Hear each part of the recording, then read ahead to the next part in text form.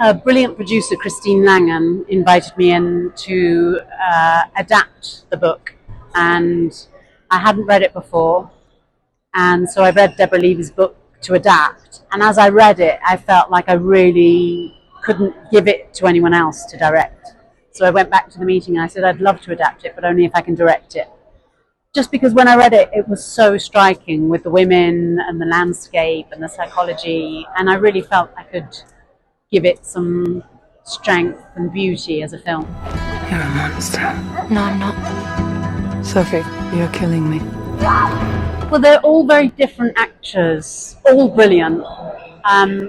They all came prepared in different ways. Fiona had done a lot of research about the part, and she had done some rehearsals with her body, and she stayed in a wheelchair the whole time she was on set.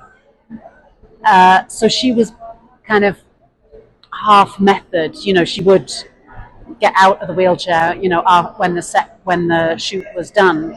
But Emma was different. She'd made lots of notes, and we had talked for about half a day about it. But there was no formal rehearsal with those two as mother-daughter. And Vicky Creeps came to me and on set and just said, I kind of know what I'm doing, so just hopefully you'll just watch me and give me some space, which I did. But I also suggested here and there a few ideas. And they were all such brilliant actors. I mean, really, I wasn't telling them in any way what to do. I was just watching what they gave and then deciding if it fitted in to the temperature or the rhythm. And so there was a little bit of adjusting occasionally, but they were kind of so instinctive that it was just an absolute joy. Wonderful. You study patterns. Life is flexible. We can change it. Sophia, get in! It's a very different feeling because it's infused with so many relationships, with everyone who worked on the film.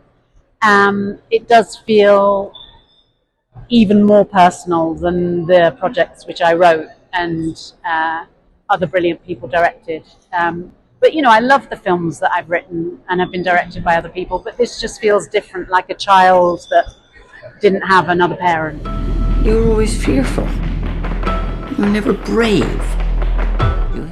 I hope to write and direct another film, and I'll write that next year. But at the moment in Britain, it's very hard to get an independent film made. So we'll see how long that takes. At the moment, I'm finishing up some writing projects, which are, very dear to me. And then I'll write an original film, which I don't know what it is yet. I just know that that's for next year. Certainly something female, but it feels like at the moment it's a necessity to write something that reflects our times and the darkness that is going on politically and the restraints on our choice as women in our bodies. So something that is kind of anti-right wing and, just shouts for freedom and choice.